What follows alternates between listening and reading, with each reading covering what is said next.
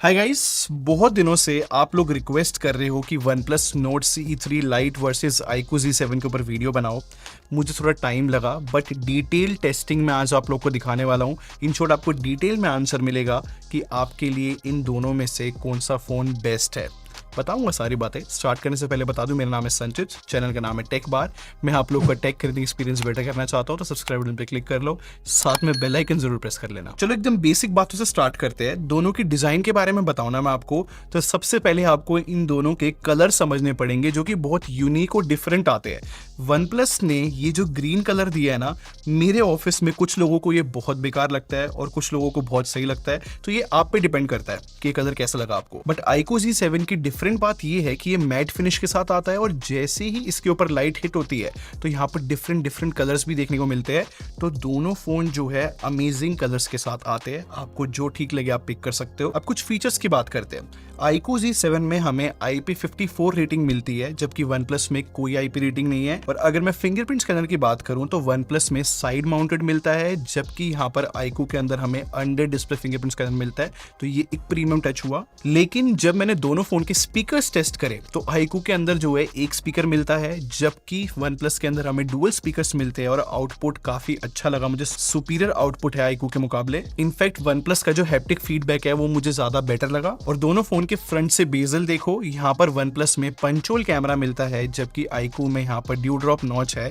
तो ये कुछ डिफरेंसेस थे जो कि भाई दोनों फोन में एक मेजर लेवल पे देखने को मिलता है। और अब दोनों फोन की डिस्प्ले के बारे में बात करते हैं और यहाँ पर एक बहुत बड़ा डिफरेंस देखने को मिलता है।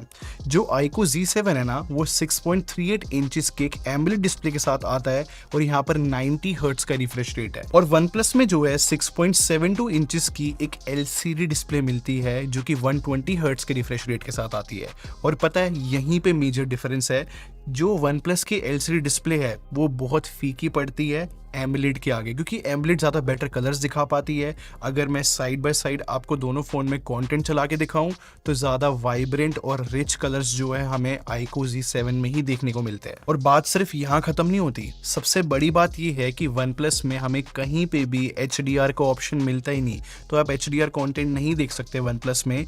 जबकि iQOO Z7 यूट्यूब पे तो HDR का सपोर्ट लेकर ही आता है, साथ में नेटफ्लिक्स पे भी HDR आप देख सकते हो। और सबसे बड़ा पता है डिफरेंस प्रैक्टिकल क्या रहता है, वो है आउटडोर विजिबिलिटी का। यहाँ पर भी iQOO विनर है, क्योंकि इसके अंदर 1300 निट्स की ब्राइटनेस मिलती है, जो कि मैं एक तरीके से डबल बता सकता हूँ OnePlus के मुकाबले। तो no doubt straight winner iQOO Z7 है डिस्प्ले के अंदर। और अगर दोनों फोन की बैटरी डिपार्टमेंट को देखा जाए ना, तो OnePlus हमें 5000 mAh की कैपेसिटी देता है 67 वॉट चार्जिंग के साथ, और iQOO Z7 जो है 4500 mAh की बैटरी देता है 44 वॉट की चार्जिंग के साथ। सिंपल सी बात है, बैटरी डिपार्टमेंट में ज्यादा कैपेसिटी और बेटर चार्जिंग की वजह से OnePlus विन लेके जाता है। और अब बात कर लेते हैं दोनों फोन के सॉफ्टवेयर के बारे में। पता है इंटरेस्टिंग बात क्या है कि दोनों फोन के अंदर हमें Android 13 देखने को मिलता है और दोनों ही फोन जो है अप्रैल के सिक्योरिटी पैच अपडेट पे भी है। पर पता है दोनों फोन की सॉफ्टवेयर की सिचुएशन बहुत कॉम्प्लेक्स है, समझाता हूँ। जब आप iQOO Z7 की ये FunTouch OS यूज करोगे तो इसके अंदर आपको ब्लोटवेयर फील होंगे, मतलब प्री इंस्टॉल एप्स है और एड्स भी देखने को मिलेंगे, तो ये आपको डिसेबल करने पड़ेंगे। लेकिन ये जो OnePlus की Oxygen OS है ना, इसके अंदर हमें बहुत बग्स देखने को मिलते हैं। मतलब जब से मैंने इसको बॉक्स में से निकाला है, स्टार्टिंग में तो इतने सारे बग्स थे, धीरे धीरे अपडेट आया, चीजें सॉल्व हुई हियर एंड देयर। अभी भी हो सकता है कि अगर आप इस फोन को खरीदो तो थोड़े बहुत बग्स देखने को मिले। तो भाई ये आपके ऊपर डिपेंड करता है कि आपको Oxygen OS यूज करनी है या फिर FunTouch OS। लेकिन मैं आप लोग की हेल्प कर सकता हूँ परफॉर्मेंस डिपार्टमेंट में। प्रोसेसर की बात करते हैं, OnePlus में जो है Snapdragon 695 मिलता है, जबकि iQOO Z7 के अंदर हमें MediaTek Dimensity 920 चिप मिलता है। और दोनों फोन में LPDDR4X रैम मिलती है, तो ये चीज अच्छी है।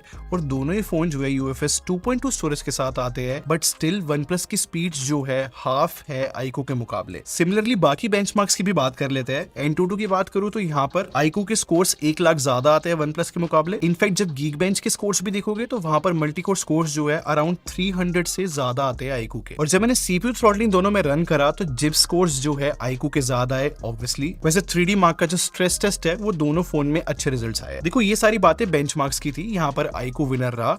लेकिन अगर आप इन दोनों फोन को रियल लाइफ में कोई भी नॉर्मल टास्क परफॉर्म करने के लिए यूज करोगे तो दोनों फोन इनफ परफॉर्मेंस लाकर दे देंगे इस प्राइस सेगमेंट के हिसाब से। और अगर मैं गेमिंग की बात करूं तो मैंने दोनों फोन में PUBG न्यू स्टेट खेला, दोनों में 90 FPS की सेटिंग मिल जाती है। लेकिन OnePlus Nord के गेम प्ले में 60 to 80 FPS मुझे देखने को मिले, जबकि सेम सेटिंग्स पे iQOO Z7 जो है 55 to 60 FPS दे रहा था। इनफैक्ट जब मैंने Asphalt 9 भी खेला ना तो एकदम सिमिलर सेटिंग्स पे दोनों फोन जो है एकदम सेम ही परफॉर्म कर रहे थे। और अगर कॉल ऑफ ड्यूटी की बात करूं तो यहाँ पर iQOO Z7 में लो मैक्स मिलता है, जबकि OnePlus में हाई मैक्स या फिर वेरी हाई सेटिंग्स मिल जाती है। चलो अब ढंग से समझाने की कोशिश करता हूँ कि परफॉर्मेंस डिपार्टमेंट में ये एग्जैक्टली में हुआ क्या है कि बेंचमार्क्स में iQOO इतना आगे निकल कर आया, लेकिन गेमिंग में बेटर सेटिंग्स हमें OnePlus में क्यों मिल रही है। इसके पीछे सिंपल सा रीजन है कि स्नैपड्रैगन प्रोसेसर्स के लिए बहुत सारे गेम ऑप्टिमाइज रहते हैं और ये एक जनरल प्रैक्टिस है जो बहुत सालों से फॉलो हो रही है। बट वैसे अगर रो परफॉर्मेंस की बात की जाए तो वो iQOO Z7 की बेटर है, क्योंकि MediaTek Dimensity 920 एक अच्छी चिप तो है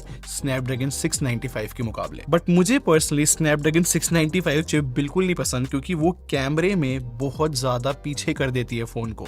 ये आपको क्लियरली पता लगेगा जब मैं आपको कैमरा डिपार्टमेंट अब दिखाऊंगा, वहां पर iQOO जो है क्लियरली शाइन करता है। बैक कैमरे की बात करो तो OnePlus में जो है 108+2+2 का कैमरा सेटअप मिलता है, जबकि iQOO Z7 में 64+2 का डुअल कैमरा सेटअप मिलता है। और सैड पार्ट ये है कि दोनों ही फोन जो है अल्ट्रा वाइड लेंस के साथ नहीं आते। बट यहाँ पर एक बेनिफिट जो है iQOO को जाता है कि इसके मेन कैमरे में हमें OIS मिलता है, जो कि एक बहुत अच्छा फीचर है। और पता है OIS अच्छा फीचर क्यों है? क्योंकि जो 20,000 के नीचे के फोन होते हैं ना, इनकी लो लाइट परफॉर्मेंस अच्छी नहीं होती।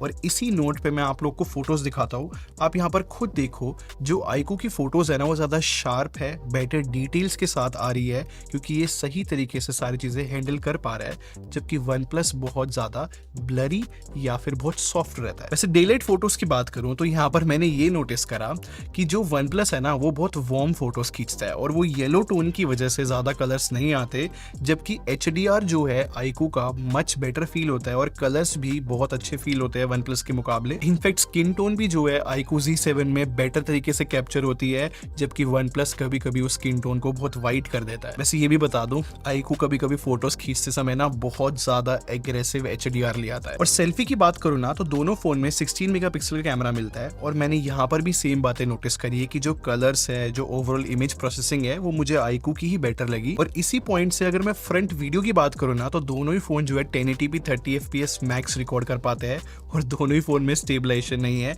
सैंपल दिखाऊं तो मुझे ऐसा फील हुआ कि OnePlus जो है थोड़ी सी सॉफ्ट स्किन टोन में कैप्चर करता है, जबकि iQOO में थोड़ी सी बेटर डिटेल्स आ जाती है। और अगर मैं बैक कैमरे से वीडियो रिकॉर्डिंग की बात करूं तो यहाँ पर iQOO को एक और बेनिफिट है कि वो 4K 30 FPS रिकॉर्ड कर पाता है, वो भी स्टेबलाइजेशन के साथ।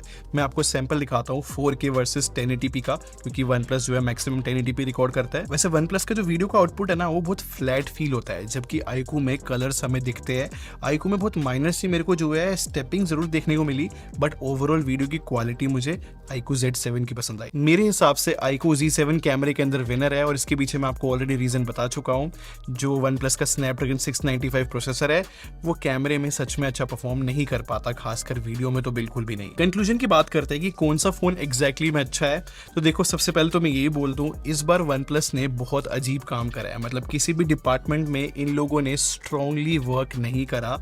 इस वजह से सिंपल सी बात है, iQOO Z7 एक बेटर पैकेज फील होता है। मतलब इसका कैमरा भी अच्छा है, एमोलेड डिस्प्ले मिलती है, प्रोसेसर भी अच्छा देखने को मिलता है, तो मेरे हिसाब से iQOO Z7 एक बेटर डील बन जाती है। अब आप मुझे बताओ आपके हिसाब से इन दोनों में से कौन सा फोन विनर है। मैं आप लोग के कमेंट्स पढ़ना चाहता हूँ। वीडियो पसंद आई हो तो लाइक बटन पे जरूर क्लिक कर देना और सब्सक्राइब करके हमारे टेक बाजार में को ज्वाइन कर लो। हम लोग क्वालिटी में बिलीव रखते हैं। अगले मिलते हैं। Thanks for watching. Bye bye guys.